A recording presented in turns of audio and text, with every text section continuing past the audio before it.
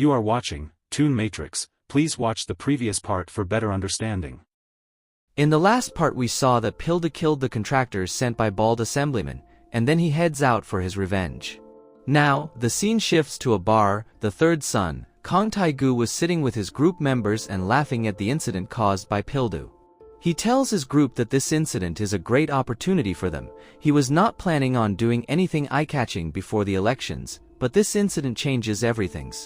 He says that they are going to take Pildu down, and it's time for his father to find out who is pulling the weight for the Seonhwa Group so far. Then one of his underlings says that, wouldn't it annoy Mr. Ildo more if they do something flashy at such a sensitive time, and says to at least wait till the elections are over. Taigu replies that sloth-like attitude is why they are in this situation. His brothers are each getting affiliate company all because they were born before him. He says that he can't do their dirty work for the rest of his life. There is only one way to advance to headquarters, and that is by using Kang Pildu. The scene changes and we see that Pildu found a video footage of his mother that was not taken long before her death. In the footage, her mother is going inside a building, and while going in she stares at the CCTV camera. Pildu reaches at the location shown in the video footage. He wonders why his mother came to a place like this. After a while, a white car stops in front of the building. A man shouts to be careful. If the goods get damaged, they won't get a good price for it. We see a man smoking, and the good he was talking about was real and alive people whom they were taking inside the building. Pildu was watching all this happening while sitting in the alley up ahead, and he is clearly angry upon seeing it. Inside the building, a dog continues barking loudly, and in a room we see few men standing around a naked man who is pleading them to let him go. Let's call the naked man Do Hyun, and the man with the bat, Yong Sung, to avoid any confusion.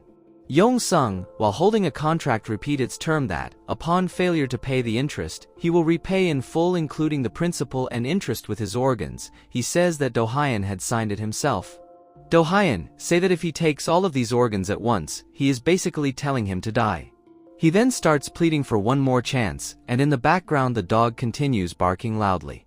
Yong Sung, annoyed, walks up to the dog and swings his bat at the dog, killing it ruthlessly. Then he comes back to Do Hyun, and while pointing his bloodied bat at him asks to repeat what he said earlier, as he was not able to listen properly because of the dog's barking. Do Hyun pleads again, asking for one more chance. Hearing this, Yong Sung prepares to swing his bat, and at same time Pildu walks in. Yong Sung's underling asks Pildu who is he. Pildu, ignoring his question, looks around and says them to continue what they were doing. He is only here to check something. The man, while pushing Pildu back, says that they are busy right now and asks him to come back later. Pildu replies that he already told them that he'll leave after he's done with the business.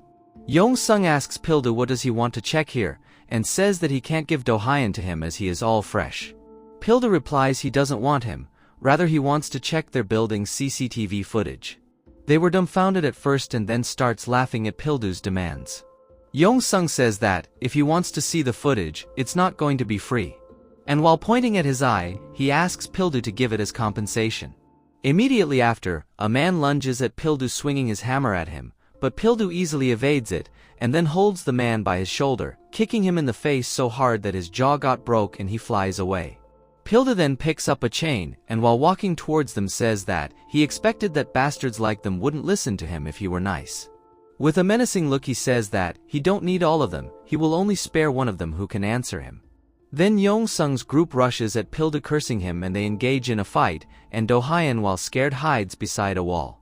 After some time engaging in the fight, Pildu throws two guys towards Do Hyun and wraps Yong Sung's neck in the chain, choking him to death. Then he picks up the bat and walks towards the two men. He says that he needs only one of them, and asks them to decide who's gonna speak up. One of the men says that he'd rather give him all the money than to reveal the info about them. Pildu didn't like his answer and swings his bat at the man's head, making him unconscious. The other man scared, while pointing behind Pildu saying that CCTV footages are inside that room. Pildu looks at the door where it was written, authorized personnel only. Inside the room it seems to be a place where medical treatment is done. A fat man is sitting and working on the prosthetic eye. Then he gets distracted by Pildu entering the room. Pildu remarks that he was told that the building's CCTVs were here, but he see only prosthetics all around. He informs the fat guy that he is in a bit of rush and asks where the copy of CCTV is. The fatty stands up, and while wiping his hands says that Pildu's rude behavior is same as ever. He says that he is gonna be sad if Pildu doesn't remember him when it's only been a few years. He asks is it because he changed a little, but how could he forget him? The fat guy greets Pildu by saying long time no see, and with a menacing look asks how is he doing after turning him into a one-eyed handicapped. Then it is revealed that this fat guy is the same fat bully whom Pildu stabbed in the eye. He says that it's been so long and asks him to at least act like he is happy after seeing him.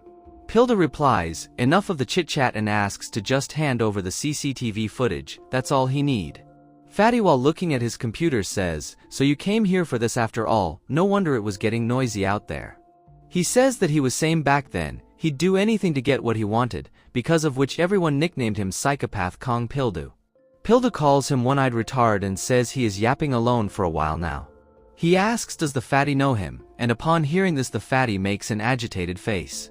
He shouts asking if he really doesn't remember him. He says Pildu stabbed his eyes saying he was noisy, but Pildu remained oblivious to his words. The fatty angrily asks to answer him if Pildu remembers him or not, but Pildu just stares at him. Furious, Fatty lunges at Pildu while pointing the scalpel towards him, saying, let's see if he remembers him after getting his eyes gouged out. He swings the scalpel from every direction but Pildu efficiently evades all of them.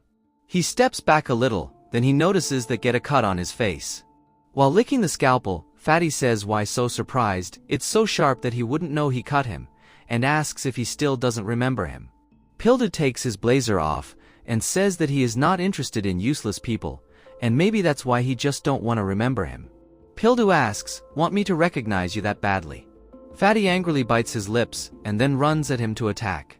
He swings his scalpel around and Pildu dodges it, then he flips the scalpel and shoves it into his shoulder. Fatty laughs like a lunatic and says that he was waiting for this moment for so long, and shoves it deeper into his shoulder. Pildu then grabs Fatty's hand, and then does a headbutt, and he while bleeding from his nose falls back. Pildu while panting says, he remembers now, and further says that, I should have taken out both of your eyes back then. Fatty says yap all you want, you'll regret it later. After saying this he lunged at Pildu, but Pildu evades every attack and simultaneously punches him every time he swings the knife at him. And when Pildu punches in his gut, Fatty drops the scalpel on the ground. Then Pildu prepares to punch him again and Fatty closes his eyes while taking a blocking stance. Then he sees that Pildu is not there, he walked past him and goes to his computer. He says that, first he'll check the footage and worry about the Fatty later. Fatty gets annoyed, and asks if he is going to ignore him till the end. Pildu ignoring him, looks at the footage, he sees that his mother is kneeling in front of Fatty and begging him. Pildu asks, why is her mother begging him? Fatty cuts the electricity supply, then he asks Pildu does he want to know, why would she come all the way here and kneel in front of him? Then we see a fat figure in the dark, and then his eyes glow green. He says Pildu must be curious as hell, while Pildu just stares in the dark. Then a scalpel came flying towards Pildu, and it hits him in his arm. Pildu takes it out and throws it away. Fatty comments on how Pildu looks, he says that, now Pildu is looking little interested, and of course he should, after all, this matter is related to his mother. Now a flashback with Fatty's point of view. One day, Pildu's mother came to him, she was looking for some goods, that she can get only from Fatty, and she is ready to pay any desired amount to him. Fatty couldn't let such a big fish get out of his hands. She gave him the specifics of the goods, and after reading the specifics, Fatty smiles and says that she certainly can't get these goods from any department store. Pildu's mother replies that that is why she came to him, and asks if it is possible. Fatty says that he will make it work since he is getting the fitting price for it, but, with a cunning smile he says, he wants something different instead of money for compensation. She replies that if he gets the goods, then she will give him anything he wants. Back to present, Pildu was holding onto his bleeding hand and we see Fatty wearing night vision glasses, and he describes the specifics of the goods she wanted, a middle-aged woman with white skin, long straight hair, and red eyes. He asks Pildu if he is getting a hunch of what his mother wanted, and then he prepares to throw 2 scalpels at once, and Pildu prepares to block them. After throwing the scalpel, he says, that's right, she was looking for a person who looked identical to her, and it had to be corpse at that. That basically means she was looking for a corpse who'd die in her place. We see that Pildu blocked both the scalpel and is really pissed by Fatty's words. He continues on blabbering and keeps provoking Pildu, so let's skip the blabbering part. Then Fatty tells him that he asked for Pildu's eyes as compensation to find the body identical to his mother. And then he throws another scalpel, hitting Pildu, and causing him to bleed more. While walking towards him, Fatty tells him that his mother never agreed to give up his eyes, but he was not going to give up that easily. And that's when someone came to see him, and they promised Fatty to let him get back at Pildu if he gave up his mother to them, while Pildu remained standing there and due to excessive bleeding panting heavily. Fatty picks up an axe and says enough chit-chat and let's get to business. Pildu then releases his blocking position and stands there focusing to sense his surroundings, at which Fatty comments, "Good thinking, struggling only makes it harder for you." When the Fatty swings the axe at him, Pildu looks toward the axe. Fatty gets bewildered at this and wonders if Pildu can see the attack. But regardless, he proceeds with the attack, and when Fatty slashes at Pildu, Pildu also swings his hand at him, making his night vision goggles fly away. Fatty says you were going for night vision from the start, and shouts that it's not gonna do him any good as he can't see in the dark either. Fatty, while cursing him, shouts, and asks him to come out and stop hiding like a loser. Then Pildu from back asks, "Can't you see me?" Fatty was confused for a second, and then he replies, "How can he see in the dark?" We see that the lights are on, and Pildu tells Fatty that he just can't see. Fatty says it's dark as hell and asks what is he talking about. Pildu then comments, "As you said, these blades are quite sharp, you can't even tell that you have been cut." Fatty touches his face after hearing Pildu's word, and upon realization that his another eye was also slashed, he starts screaming in pain. He kneels in front of Pildu denying the fact that his eyes have been cut. He then grabs onto Pildu saying that, if he takes his eyes and implants them into himself, he will be able to see again.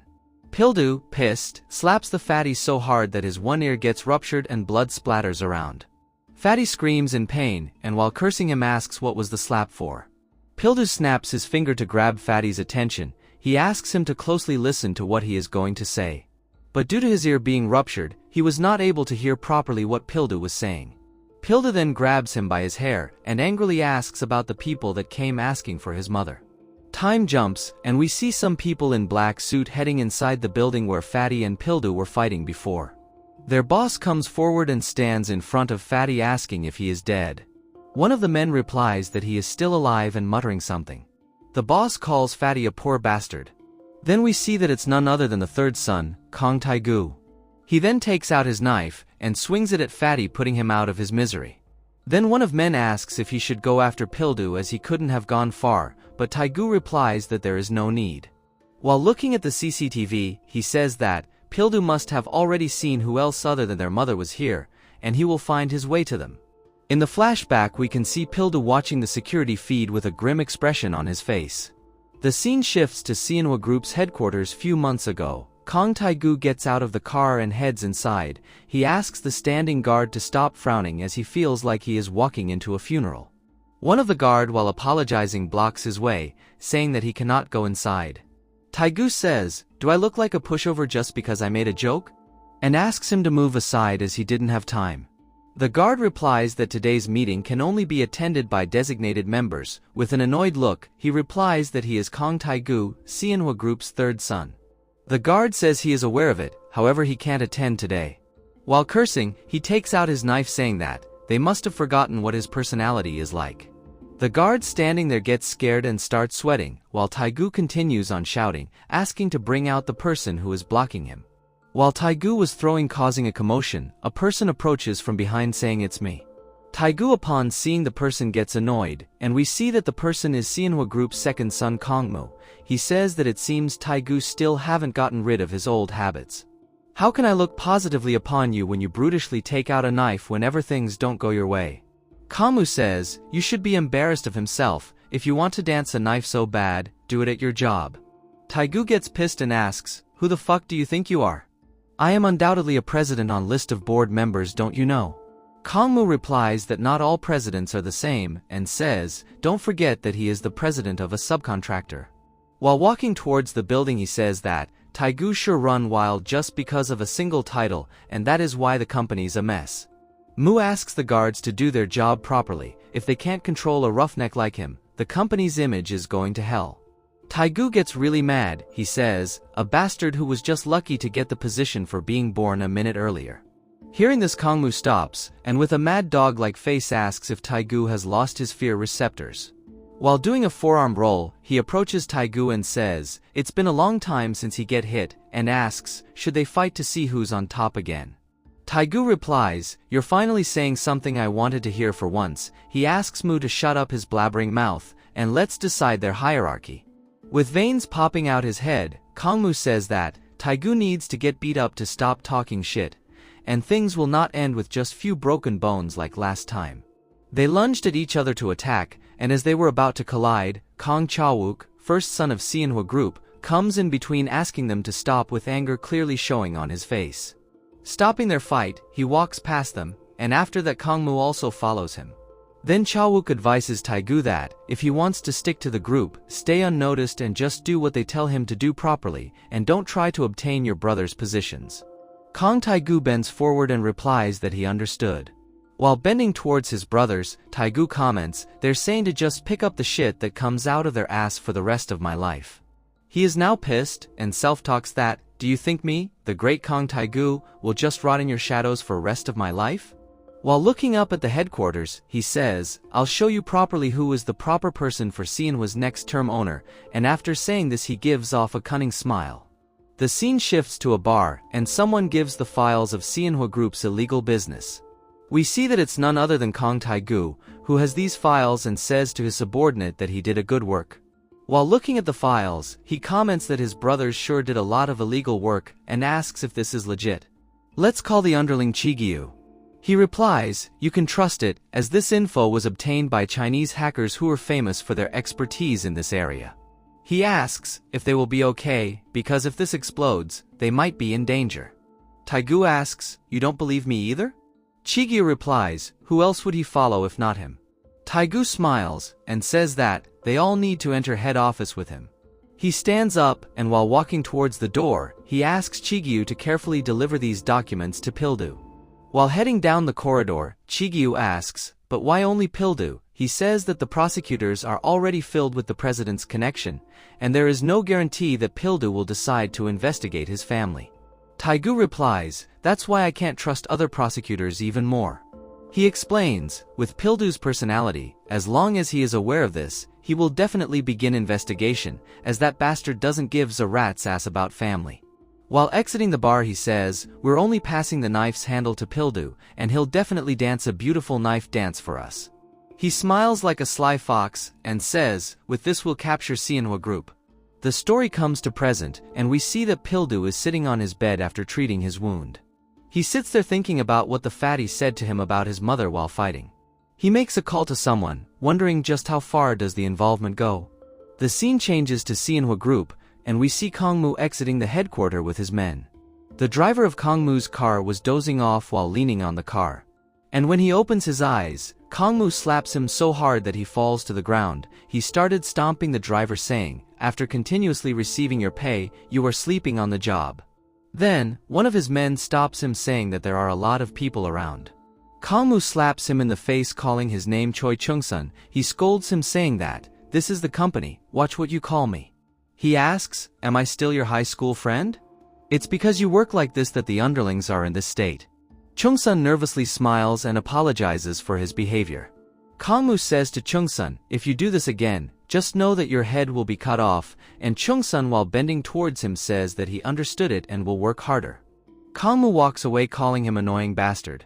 Then he gets a call from someone. He picks up the call and asks who is calling him. We see that it's none other than Pildu who called him. Then we are shown the flashback from the time when Pildu fought Fatty. Pildu while looking at the CCTV footage comments that, not anyone, but even his second eldest brother, Kangmu is related to the murder of his mother. Returning to present, Kangmu asks the caller if he is Pildu? To which Pildu replies it's been a while Kangmu. Kangmu says, don't tell me you think I killed mother, but you know, what would you do about it if I really did? Would you come and kill me too? Kangmu provokes Pildu saying, come and try me. He says, do you think you can take on entirety of Seonhwa by yourself? With an angry face he says, if Pildu is confident, then come and find me. And now, folks, it's time to say goodnight. We sincerely appreciate your patronage and hope we've succeeded in bringing you an enjoyable evening of entertainment. Please drive home carefully and come back again soon.